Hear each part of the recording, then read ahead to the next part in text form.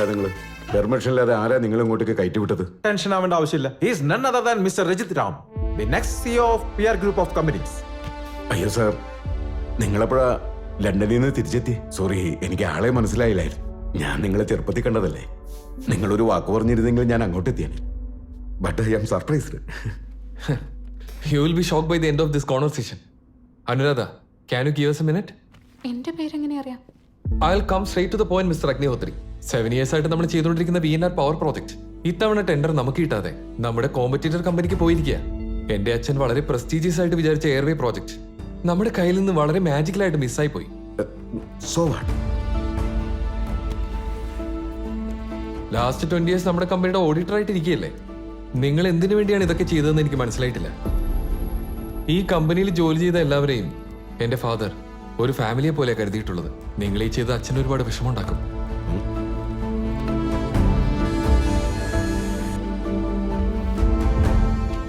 നിങ്ങൾ എന്റെ company auditor പോസ്റ്റിൽ നിന്ന് റിസൈൻ ചെയ്യണം. അടുത്ത 1 hourനുള്ളിൽ എല്ലാ ഫോർമാലിറ്റീസും കംപ്ലീറ്റ് ചെയ്തേക്ക്. വരട്ടെ. നീ എന്താ പേടിപ്പിക്കാൻ നോക്കാം?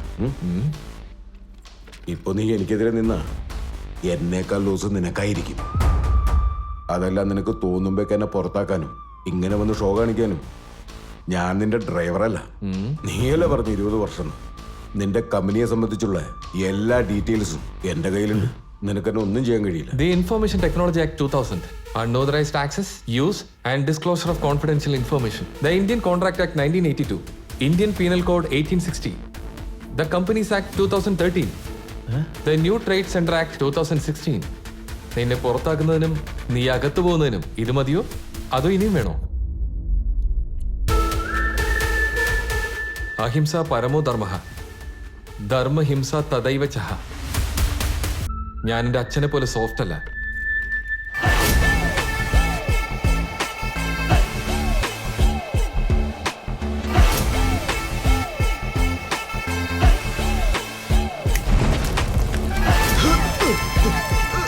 അത് തീരുമാനമായി.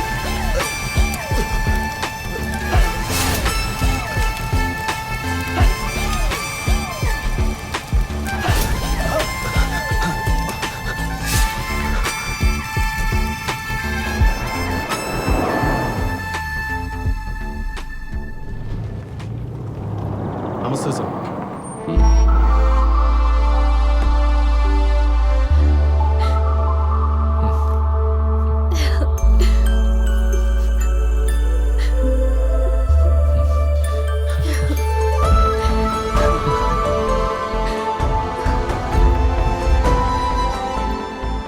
My boy.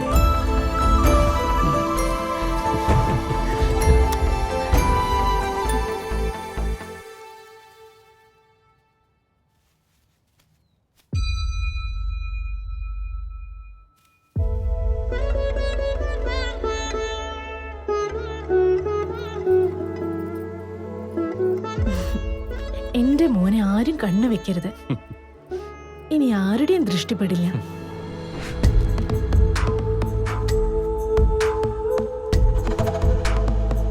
കോപം ഇങ്ങനെ മനസ്സിൽ വെച്ചുകൊണ്ടിരിക്കുന്നത് ആരോഗ്യത്തിന് അത്ര നല്ലതല്ല പ്രിയ. നിന്റെ അച്ഛൻ ഇരിക്കേണ്ട കസേരയില് 20 വർഷമായിട്ട് നിന്റെ ചിറ്റപ്പൻ ഞെളിഞ്ഞങ്ങ് ഇരിക്കുക. CFO ആയിരുന്ന എന്റെ ഭർത്താവിനെ കള്ളക്കേസിൽ കുടുക്കി പുറത്താക്കുകയും ചെയ്തു. ഇപ്പോ അവന്റെ മകനെ CEO ആക്കാൻ വേണ്ടി തീരുമാനിച്ചിരിക്കുകയാണ്. അത് നടക്കരുത്. അത് നടക്കാതിരിക്കണമെങ്കിൽ നിന്റെ അമ്മ ഒരടി കൂടി മുന്നോട്ട് വെക്കണം. എന്റെ കയ്യിൽ ഒരു ഐഡിയ ഉണ്ട്. അത് അപ്ലൈ ചെയ്താൽ നിന്റെ ചിറ്റപ്പൻ അടിതെറ്റി വീഴാൻ അത് മതി. അമ്മയെ സമ്മതിപ്പിക്കുന്നത് അത്ര ഈസി അല്ല. നിന്റെ അമ്മയെ സമ്മതിപ്പിക്കണമെങ്കിൽ നിന്റെ അനിയനെ കൊണ്ടേ അതിന് സാധിക്കൂ.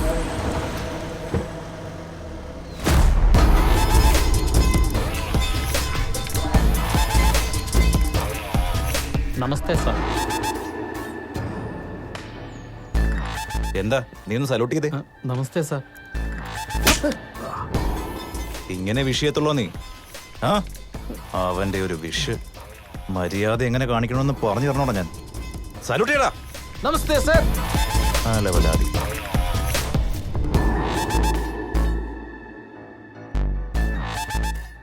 $50 years of great legacy. നിന്റെ മുത്തശ്ശൻ പരശുറാം സ്ഥാപിച്ച സാമ്രാജ്യം ഇത്. PR group of companies. നിന്റെ വലിയച്ഛനില്ലാതിരുന്നുകൊണ്ടാണ് ഇത്രയും കാലം ഈ കമ്പനിയുടെ ഭാരം എനിക്ക് ചുമക്കേണ്ടി വന്നത്. നിന്റെ അച്ഛൻ ഇല്ലാതായതിന്റെ കാരണം തന്നെ അവനാണ്. ഇനി നിന്റെ കയ്യിൽ ഏൽപ്പിക്കുക എന്നതാണ് എന്റെ ആഗ്രഹം. എന്തൊക്കെ സംഭവിച്ചാലും അത് നടക്കരുത്. അവൻ എന്നേക്കാൾ ജസ്റ്റ് 2 മാസം മുന്നേ ജനിച്ചവനാ. ബിസിനസ് എന്നത് അത്ര നിസ്സാരമല്ല. അതിന് റിസ്ക് കൂടുതലുണ്ട്.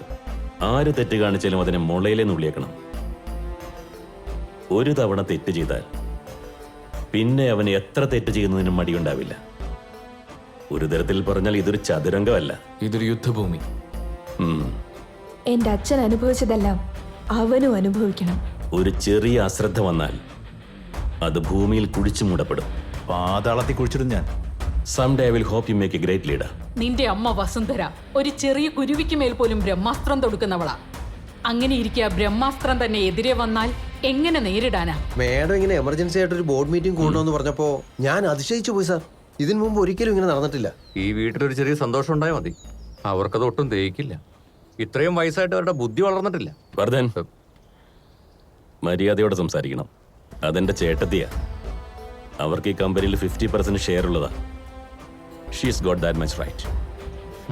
അവരുടെ ഇന്റൻഷൻ ശരിയല്ലാത്തതുകൊണ്ട് നമ്മളൊന്ന് സൂക്ഷിക്കണം. റാമിനോട് 2 ദിവസം റെസ്റ്റ് എടുക്കാൻ പറയാം. മീറ്റിംഗിന്റെ കാര്യങ്ങളൊക്കെ നമുക്ക് നോക്കാം.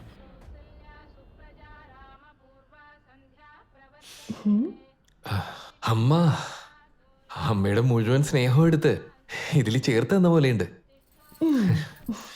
ഒരു നല്ല പെൺകുട്ടിയെ കണ്ടുപിടിച്ച് കല്യാണം കഴിച്ചാൽ പിന്നെ നിനക്ക് 2 കപ്പ് നിറയെ ഇതുപോലെ സ്നേഹം കിട്ടും. ഒരു കപ്പ് കോഫിക്ക് വേണ്ടി എന്തിനാ അമ്മ കല്യാണം?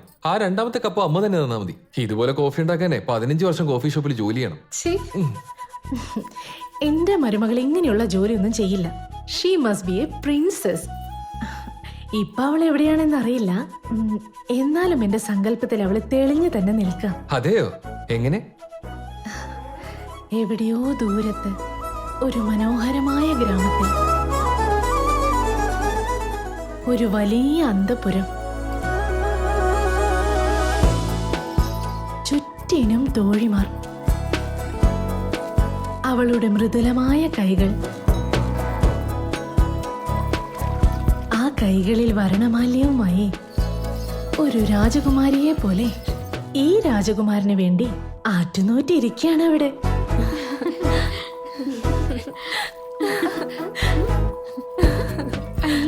ചാണകമുള്ളോ?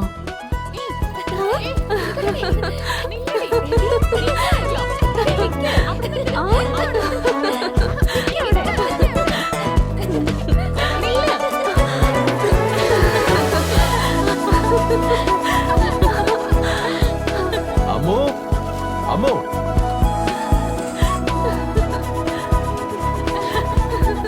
ആ ശങ്കർറാവു ഒന്ന് 10,000 രൂപ തന്നിട്ട് പോയി. നിന്റെ ഫ്രണ്ട്സിന്റെ കൂടെ നീ നല്ല ഹാപ്പി ആണല്ലോ അമ്മു. എന്റെ ഒരു തലവിധി, ഞാനിങ്ങനെ സിംഗിൾ ആയി പോയി. നിനക്കെന്താടെ ഒരു കുറവ്? ആ തോട്ടക്കാരി പെണ്ണുങ്ങളുമായിട്ട് നല്ല ചാറ്റിങ്ങിലല്ലേ നീ? അത് അവള് പറഞ്ഞതാവൂലേ? അവള് പറഞ്ഞത് അപ്പടി വിശ്വസിക്കല്ലേ? കുറെ പെണ്ണുങ്ങളുടെ ഗ്രൂപ്പിൽ ചേർക്കാന്ന് പറഞ്ഞിട്ടേ എന്നെ കിളവികളുടെ ഗ്രൂപ്പിലെ ചേർത്തേന്നേ. അതിന്ന് പുറത്ത് ചാടിയ പാടെ എനിക്കറിയാം. നരസിംഹേട്ടാ, ഇത് വെച്ചോ. എന്താ മോളെ ഇത്? 100 രൂപ കൂടുതലുണ്ടല്ലോ ഇത്. അത് കുഴപ്പമില്ല, വെച്ചോ ഏട്ടാ. പോകുമ്പോ പേരക്കുട്ടിക്ക് എന്തെങ്കിലും വാങ്ങിക്കൊടുക്ക്. 30 വർഷമായിട്ട് എനിക്ക് മോളുടെ അച്ഛനെ അറിയാം. അദ്ദേഹം കഷ്ടപ്പെട്ടാ മോളെ പട്ടണത്തിലേക്ക് പഠിക്കാൻ അയച്ചത്. നീ നിന്റെ അച്ഛന് വേണ്ടി ഈ ഗ്രാമത്തിൽ വന്ന് കഷ്ടപ്പെടുന്നു. സത്യം പറഞ്ഞ ആണിന് തുല്യമായ ഒരു പെണ്ണിനാണ് അദ്ദേഹം ജന്മം നൽകിയത്. അച്ഛനിപ്പോ എങ്ങനെയുണ്ട് മോളെ?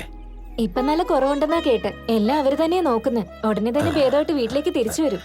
കേട്ടതിൽ വളരെ സന്തോഷമുണ്ട് മോളെ. നന്നായി വരട്ടെ. നീ ബാങ്കിൽ പോയിട്ട് ലോണിന്റെ EMI അടയ്ക്കും. നടന്നിട്ടൊന്നും പോകാൻ പറ്റില്ല. പെട്രോൾ അടിക്കാൻ ഒരു 200 രൂപ. നിർത്തടാ. നേരം വലത്തപ്പോ തന്നെ കുമാരൻ എത്തിയല്ലോ. എന്താ അമ്മു, എങ്ങനെയുണ്ട് നിന്റെ കച്ചവടം? നിന്റെ അച്ഛൻ ആശുപത്രിയിലാന്നറിഞ്ഞല്ലോ. ഭേദമാകോ അതോ അവിടെ വെച്ച് തന്നെ? എടാ നത്തിരുവി, എന്റെ അച്ഛന്റെ ജീവന് പകരം നിന്റെ ജീവൻ പണയം വെച്ചിട്ടാണെങ്കിലും തിരിച്ച് വീട്ടിലേക്ക് കൊണ്ടുവരും. നിനക്കെന്താടി ഇത്ര പിടിവാശി? ബാലരാവണ്ണന് മൊത്തത്തിൽ 170 ഏക്കറുണ്ട്. അതിൽ നിന്റെ സ്ഥലം ഇത്രയും. വില കൂട്ടാൻ പറയാടി, എന്നിട്ട് വിക്ക്. പിന്നെ അണ്ണന് അത് തന്നെ. നിനക്കൊരു ഒറ്റ ഇടി വെച്ച് തന്നാലുണ്ടല്ലോ.